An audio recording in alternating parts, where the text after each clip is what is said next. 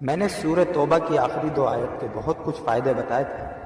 ایک کمال اس کا وہ بتاتا ہوں جس کے اندر حفاظت ہے اور روزی ہے، روٹی ہے، رزق ہے، بے بہا رزق ہے، بے بہا رزق ہے، اور وہ سنیے گا غور سے۔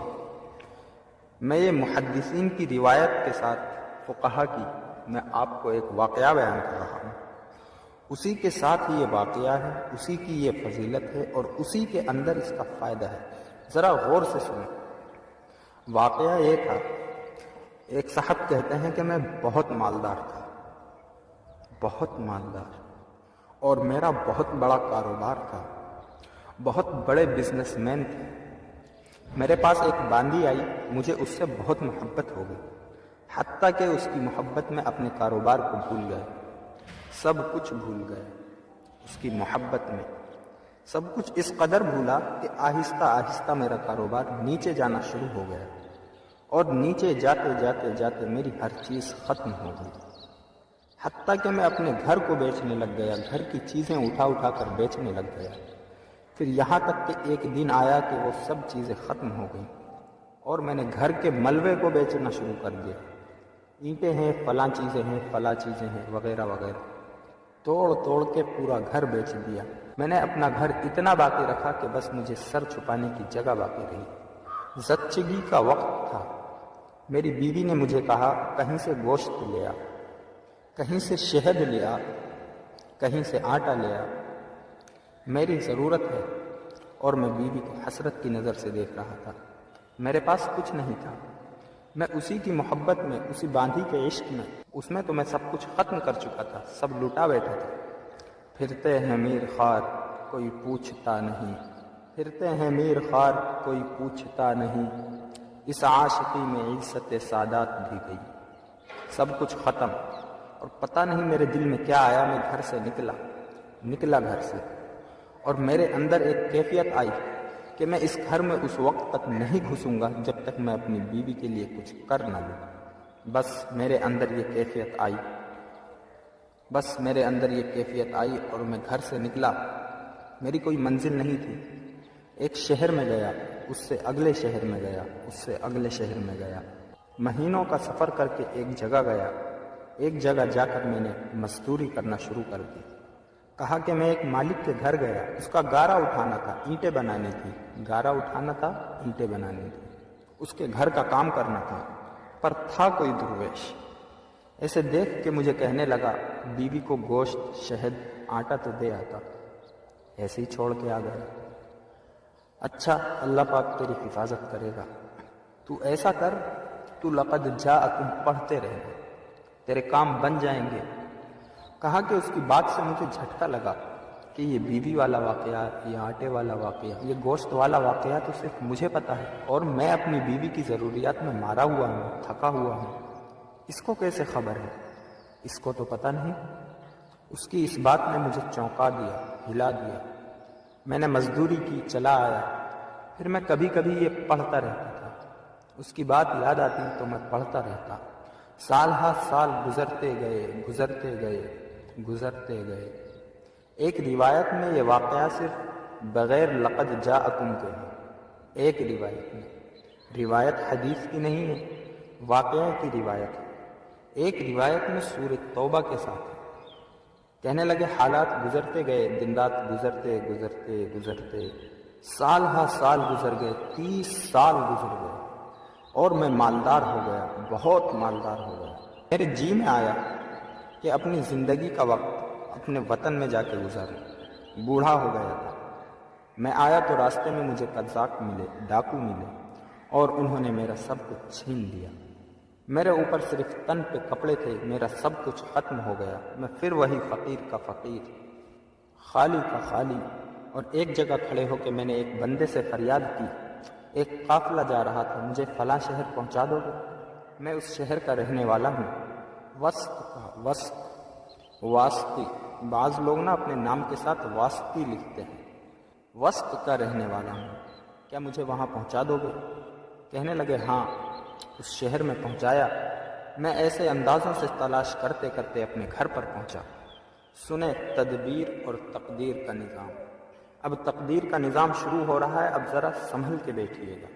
اور کہا کہ میں حالات کا مارا ہوا زمانے کی گردشیں، غربت بھی دیکھی، تنگ دستی بھی دیکھی، پہلے مال بھی دیکھا، پھر باندھی سے محبت ہو گئی، پھر غربت پہ آ گیا، پھر تنگ دستی پہ آ گیا، پھر گھر بھی بیچ ڈالا، آخر گھر سے نکل گیا، مکر گیا کہیں، پھر میں نے مزدوریاں کی، پھر مالداری پہ آ گیا، اور پھر سارے مالوں کا نچوڑ آخرکار مجھ سے ڈاکوؤں نے، قزاقوں نے چھین لیا، لوٹ لیا۔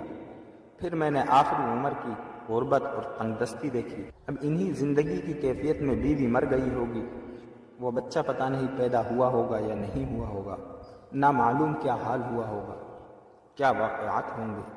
بس انہی سوچوں میں اوپر نیچے تلاش کرتے کرتے اپنے گھر کی طرف گیا۔ دیکھا وہاں ایک بہت بڑا محل ہے اور باہر دکانیں ہیں اور وہاں چہل پہل ہے۔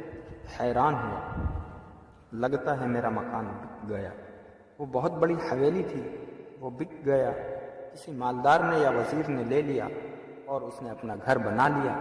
اب یہ دیکھ کر مجھے اپنی مفلسی پر اور رونا آیا، اپنے حالات پر اور پڑھنا آیا۔ مجھے کون جانے گا؟ وہاں ایک سبزی والے کی دکان تھی، میں اس کے پاس جا کر بیٹھ گیا۔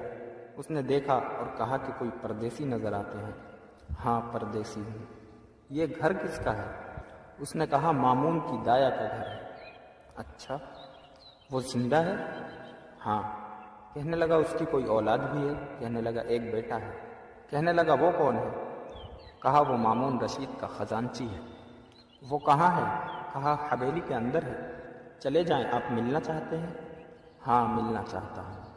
کہنے لگے جب میں نے جوان کو دیکھا تو کہا یہ تو میری شکل ہے، میرا بیٹا ہے۔ وہ گھرا ہوا تھا، منشی لکھ رہے تھے، مال تولا جا رہا تھا، چہل تھی وہاں عجیب و غریب۔ میں بھی وہاں جا کے بیٹھ گیا۔ کہا بابا جی کیا کہتے ہو؟ میں تیرا باپ ہوں۔ اس نے دیکھا یہ میرا گھر ہے بیٹا، میں تیرا باپ ہوں۔ شکل ملا اپنے سے ملی۔ اس نے ایسے ٹھنڈی آہ بھری اور اٹھ کے چلا گیا اور جا کے اپنے غلاموں کو کہا اس بابے کو لے آؤ۔ میں نے پردے کے پیچھے آہٹ سنی، میں نے دیکھا تو کچھ بھی نہیں ہے، بڑے بڑے پردے پڑے ہوئے، محل بڑا لاجواب۔ مجھ سے کہنے لگے آپ میرے والد کیسے ہیں؟ نہایت نرم لہجے میں، جیسے کوئی بندہ نشانیاں پوچھنے کی کوشش کر رہا ہے۔ کہنے لگے بیٹا میں تیرا والد ایسے ہوں، میں بہترین سوداگر تھا، ایک باندھی سے محبت ہو گئی، اس پہ میں نے اپنا سب کچھ لٹا دیا، سب کچھ ختم کر دیا۔ میں ایک پل کے لیے اس سے جدا نہیں ہوتا تھا، حتیٰ کہ میرا کاروبار ختم ہو گیا۔ میری غیر موجودگی میں میرا کاروبار، میرے امال میرا مال کھا گئے اور میں نے گھر توڑ کر بیچنا شروع کر دیا، حتیٰ کہ میرا گھر بھی ختم ہو گیا۔ پھر میرا ایک بچہ تھا، وہ یقیناً تو ہی ہوگا، اس کی ولادت تھی۔ میری بیوی نے کہا گوشت، شہد اور آٹا کہیں سے لے آ، اور میرے پاس تھا نہیں، اور میں غم اور غیرت کے مارے منہ کر گیا اور 20 سال کے بعد واپس آیا ہوں۔ جب یہ بات سنی نا تو پیچھے سے آ کر باندھی نے اس کو لپٹ لیا، اس کو لپٹ گئی، کہنے لگی ہاں تو ہی میری زندگی کا ساتھی ہے، اور واقعی یہ تیرا بیٹا ہے اور میں ہی تیری بیوی ہوں۔ میں تو تیرے انتظار میں اپنی امیدیں ساری ختم کر بیٹھی تھی، اور گلے لگ کے روئی بہت زیادہ۔ اور میں نے اسے کہا یہ کیسے؟ کہا پتہ نہیں کوئی دعا تھی جو تو کر کے گیا تھا۔ مامون پیدا ہوا، کسی کا دودھ نہیں پیتا تھا، امی زبیدہ کا بیٹا تھا، یاد رکھیے، مامون باندی کا بیٹا تھا، امین الرشید زبیدہ کا بیٹا تھا، امین الرشید زبیدہ سے تھا اور مامون رشید باندی سے تھا۔ جب مامون پیدا ہوا تو ماں کا دودھ نہیں پیتا تھا۔ اس وقت کی جتنی خواتین کے بچے ہوئے تھے سب کو بلایا گیا کہ سب کے سینے میں دودھ تھا کہ شاید ان کا دودھ پی لے۔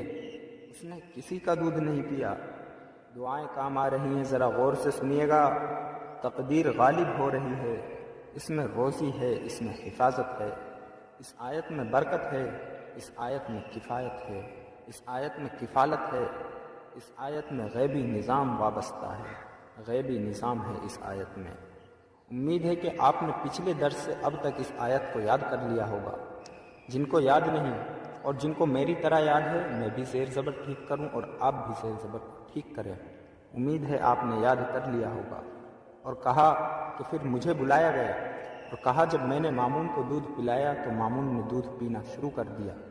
بس ایک پل میں میری حیثیت شاہی دائیا کی بن گئی، میری حیثیت شاہی ہو گئی۔ غربت کی ماری، تنگدستی کی ماری، ایڑیاں رگڑ رگڑ کے بچہ جنا تھا، اب میرا بچہ بھی مامون کے ساتھ پل رہا، اور میں بھی بادشاہ ہارون کے گھر میں پل رہی۔ ہارون کے بچے کو دودھ کی ضرورت ہے اور میرے بغیر دودھ ملتا نہیں۔ ایک طرف سے اپنے بچے کو دودھ پلاتی تھی، ایک طرف سے مامون کو دودھ پلاتی تھی۔ شاہی طاقت میں میرا بچہ بھی پلتا گیا اور میں بھی پلتا گیا، میرا بچہ بھی پلتا گیا، میں بھی پلتا گیا، بڑھتے بڑھتے بڑھتے حتیٰ کہ یہ سارا محل وہی ہے، یہ سارا تاج، یہ سارا تخت، یہ سب وہی ہے کہ مامون کسی کا دودھ ہی نہیں پیتا تھا۔ وہ دودھ کا پلانا میرے نصیب میں آیا، اور میرے نصیب کے پیچھے کیا تھا؟ اور کہا تیرے دودھ کے پیچھے تھا لَقَدْ جَاءَكُمْ رَسُولٌ مِّنْ أَنفُسِكُمْ عَزِيزٌ عَلَيْهِ مَا عَنِتُّمْ حَرِيصٌ عَلَيْكُمْ بِالْمُؤْمِنِينَ رَءُوفٌ رَحِيمٌ فَإِن تَوَلَّوْا فَقُلْ حَسْبِيَ اللَّهُ لَا إِلَٰهَ إِلَّا هُوَ عَلَيْهِ تَوَكَّلْتُ وَهُوَ رَبُّ الْعَرْشِ الْعَظِيمِ۔ یہ تھا، یہ 2 آیت تھی سورہ توبہ کی آخری 2 آیت۔ میں خالی ہو گیا، خالی گیا تھا اور خالی آیا، بڑا کم آیا، خالی ہو کے خالی آیا، جب آیا تو اپنے گھر کو بھرا پایا۔ یہ تقدیر ہے۔ اس نے تو کہا تھا کہ مجھے غیرت ہے، میں کچھ نہ دے سکا، حیرت ہے مجھ پہ، میں کچھ نہ دے سکا، نکل جاؤں یہاں سے اور نکل کے جا کے اپنی نسلوں کے لیے کچھ کما کے لاؤں، کچھ کما کے لاؤں۔ ساری کمائی ڈاکو لے گئے، اس کی ساری تدبیریں الٹی ہو گئی اور عرشی ساری تدبیریں کامیاب ہو گئیں۔ میرا اللہ کہتا ہے میرے بندے، میں کسی کا احسان نہیں رکھتا، میں کسی بندے کا احسان لوٹاتا ہوں۔ تو نے میرا نام پڑھا ہے اور میرے حبیب کے اوپر تو نے اتنی برکت والا نام، یہ دنیا کی سب سے بڑی نعت ہے، یہ قرآن کی نعت ہے، والضحیٰ نعت ہے، واللیل نعت ہے، یا ایہا المدثر نعت ہے، یا ایہا المزمل نعت ہے۔ میرے مدینے والے کی شان ہے، شان ہے، اور یہ سب سے بڑی نعت ہے۔ لقد جاءکم رسول من انفسکم عزیز علیہ ما عنتم حریص علیکم بالمؤمنین رؤوف رحیم فإن تولوا فقل حسبی اللہ لا الہ الا ہو علیہ توکلت وہو رب العرش العظیم۔ یہ مدینے والے کی شان ہے، یہ نعت ہے۔